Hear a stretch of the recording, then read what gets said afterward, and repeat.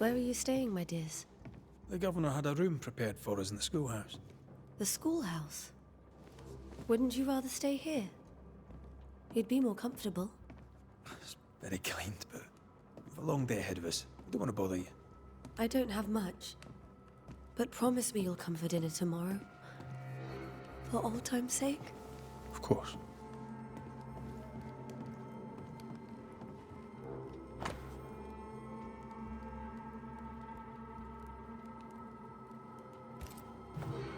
Purcell, could you find nothing better?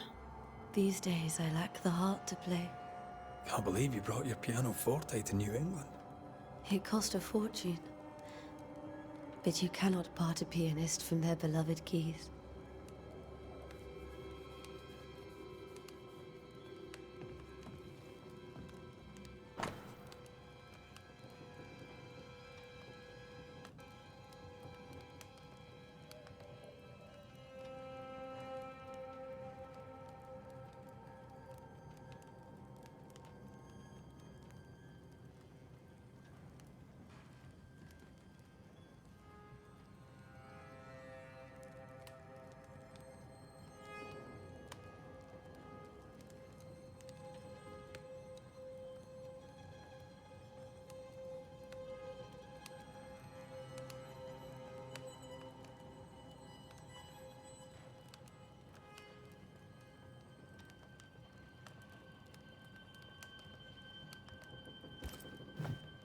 I didn't know Eleanor and Charles were still in touch. The St. Paul Brotherhood is a tie that binds. Charles was so eager to continue his research here in New Eden. If only we had known what would befall us.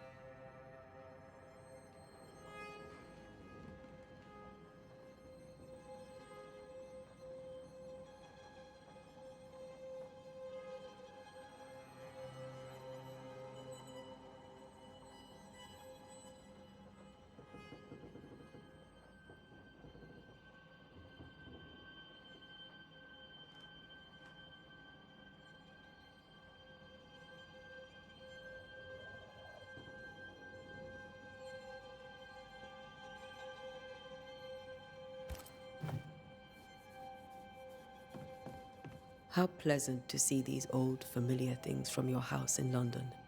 That porcelain saw many a dinner-turned-lecture with Charles. I miss him so. So do we, Esther.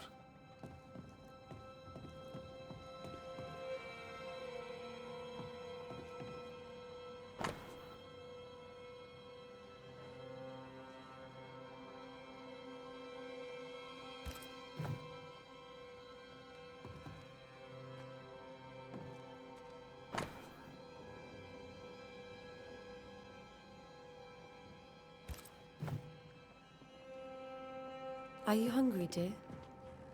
You must be starving after such a long trip. I thought we said we'd have dinner tomorrow. It's no trouble. Save your provisions, Esther. I'm all right, really. Rory McGrath isn't hungry. Truly, doomsday is upon us.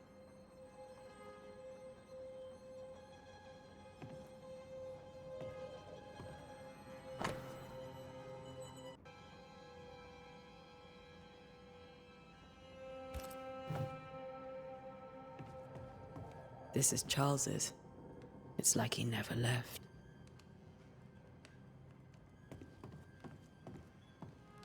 Have you received other visitors? Most dare not leave their homes. Although Mr. Bachelor came to see me. That was nice of him.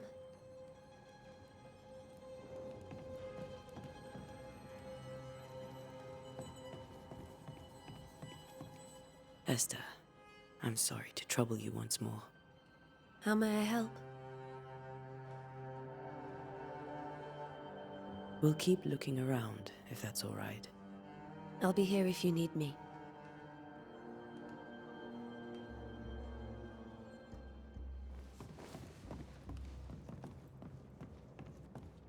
There's more to learn here.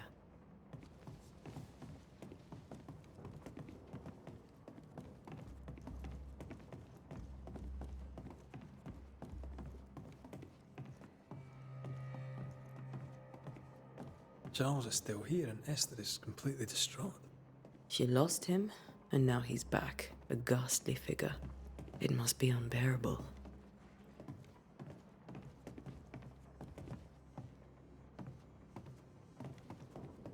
Remember when he started to wear these, to look wiser and older? No, he was hiding his hair loss.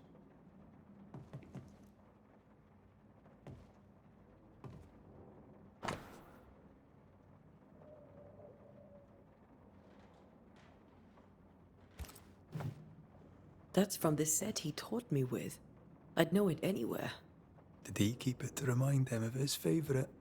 Or to remind him that he had yet to beat me.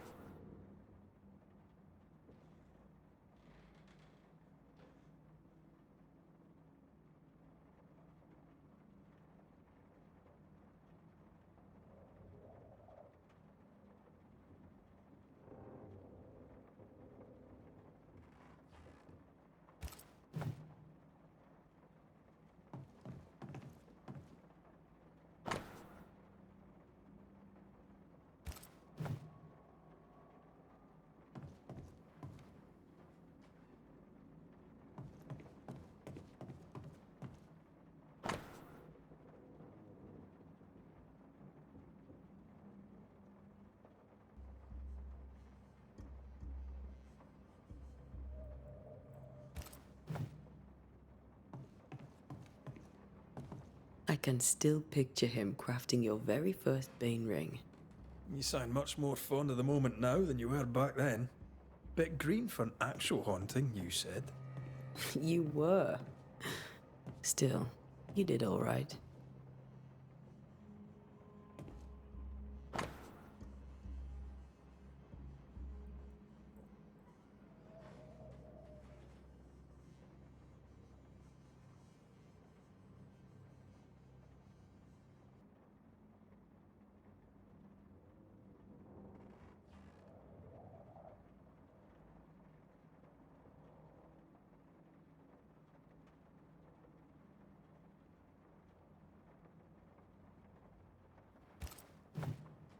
Charles's notes mention Job, chapter 7, verses 13 to 15.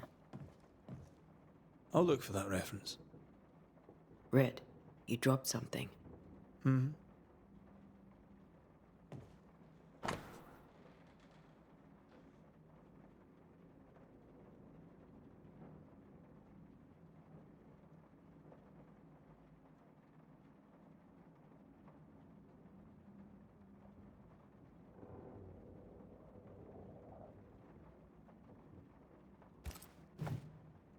These notes are erratic ramblings. Charles was worried about the curse plaguing the settlers' dreams. How malicious is this curse, tormenting people in their beds?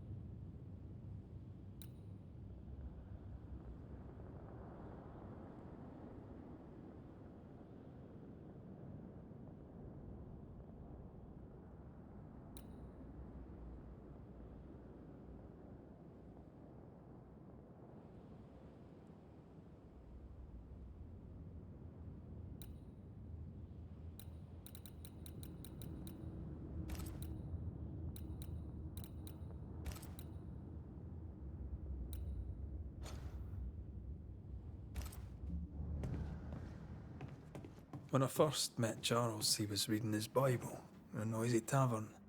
I was drunk. He pretended not to notice.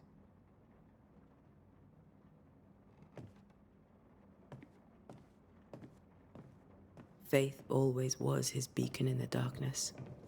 Something must have really triggered him if he lost his edge.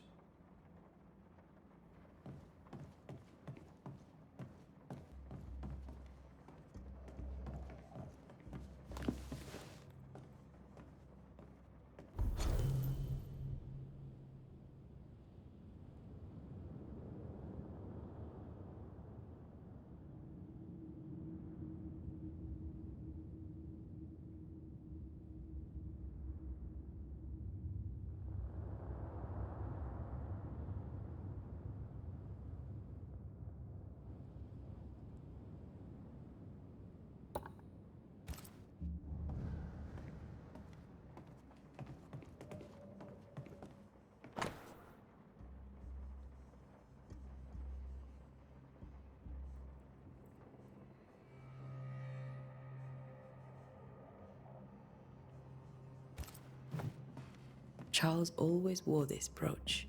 His things are untouched. Nothing's moved. Remember how they used to argue about books we hadn't read? Like we weren't there? Oh, you actually listened. I'd always let my mind wander.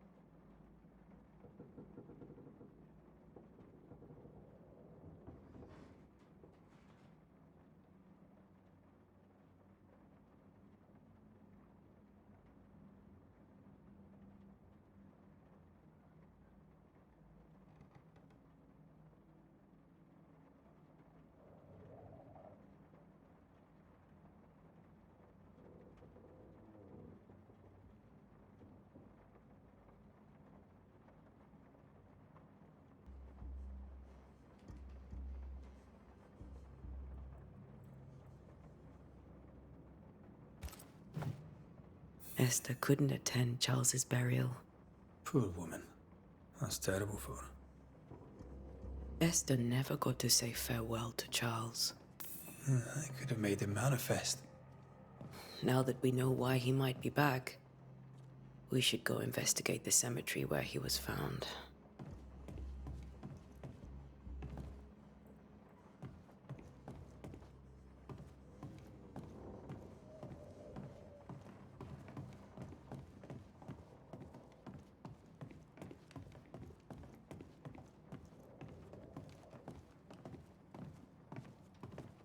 Esther, I'm sorry to trouble you once more.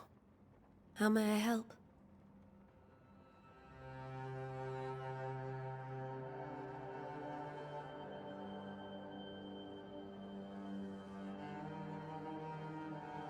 Is there anything we should know about?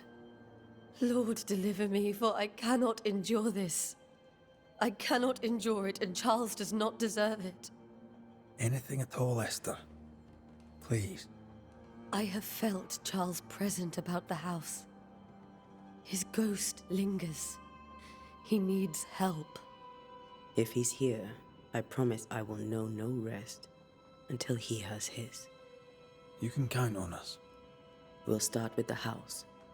Charles's papers are gathered in his office. Take what you need. Thank you, Esther.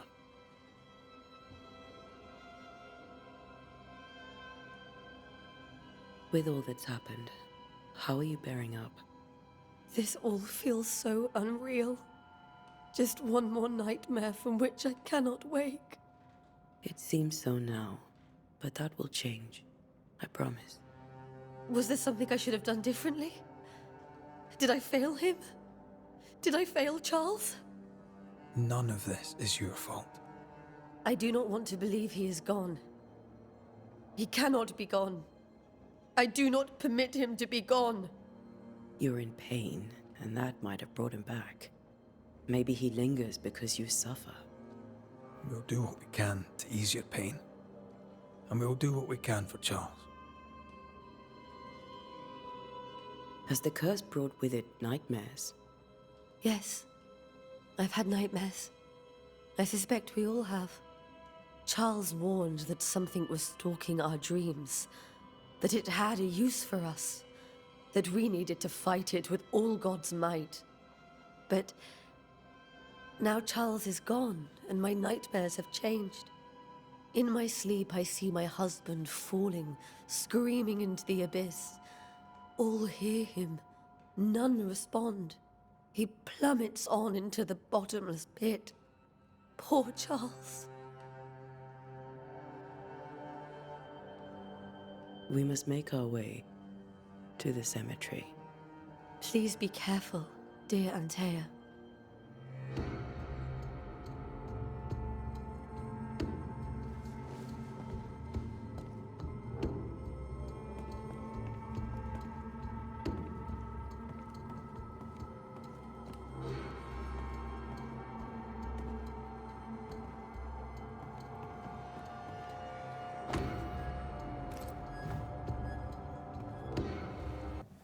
What will you do for my Charles?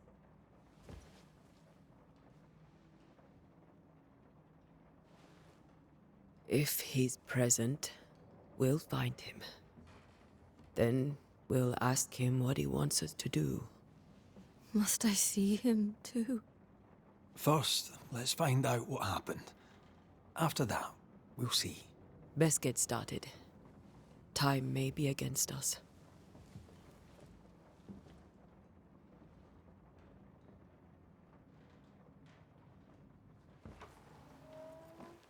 You be all right?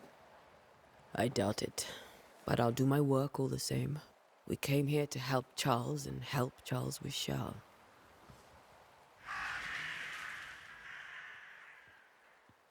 Ask around. See what people will tell you.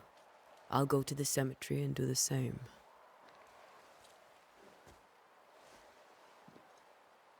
Be careful. Aye. You too.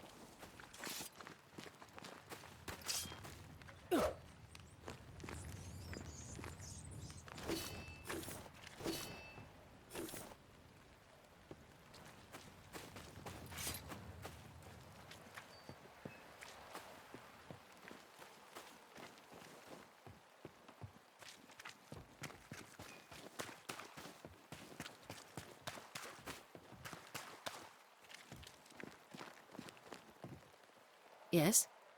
A moment more of your time, if you don't mind. Charles, Minister Davenport, said many here had unpleasant dreams. He suspected they were part of the curse. You are a curious character indeed, mistress. My dreams, good or bad or otherwise, are my own business, and so they shall remain.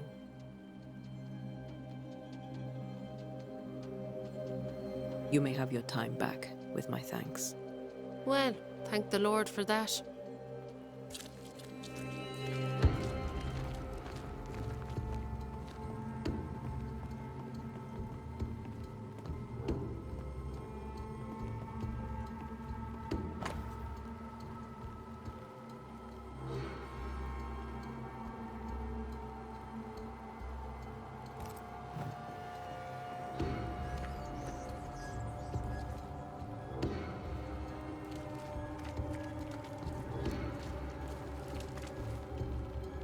Be warned.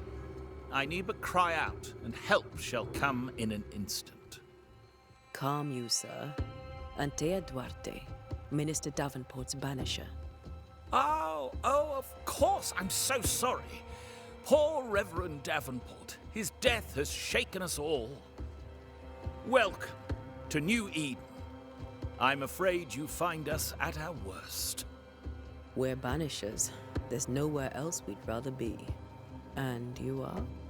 I, madam, am Squire Sincere Paris, travelling merchant, stuck in this cursed place and eager to be somewhere else.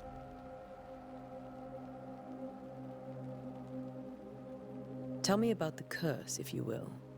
I'll tell you this. Those who dare defy the curse are brave indeed, and, I fear, foolish. Banishing is a job, sir. And to do it, I need detail. If you please. A banisher must have charms. Trinkets, I mean, of protection. If you have a surplus, I'd happily relieve you of your burden.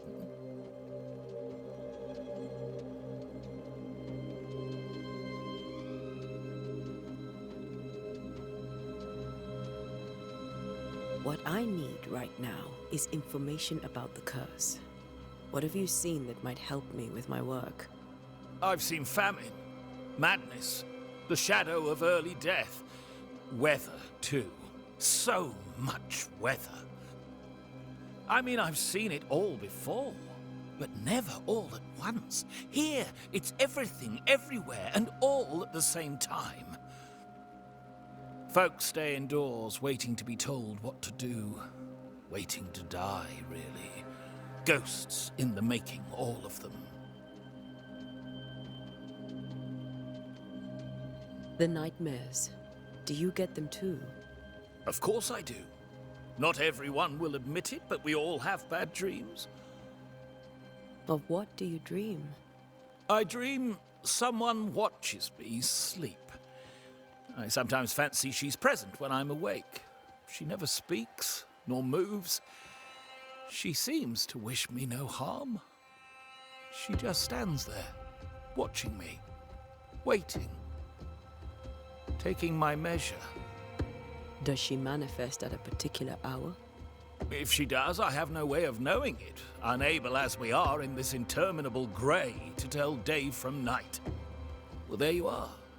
Information on the curse, as per your request. I won't even charge you for it. You're leaving town? As soon as possible. Did you arrive by sea? A ship lies at anchor in the bay.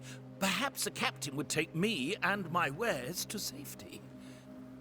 The crew refused to dock, and I suspect they'll leave on the next available tide. We rowed ourselves ashore. Might I ask where you abandoned this rowboat of yours? Along the coast, by a path remarkable for its angry specters and bloody corpses. If you wish to make the sailing, I hope your wares can swim. Care to trade? Most of my goods are already packed, but I never refuse a deal.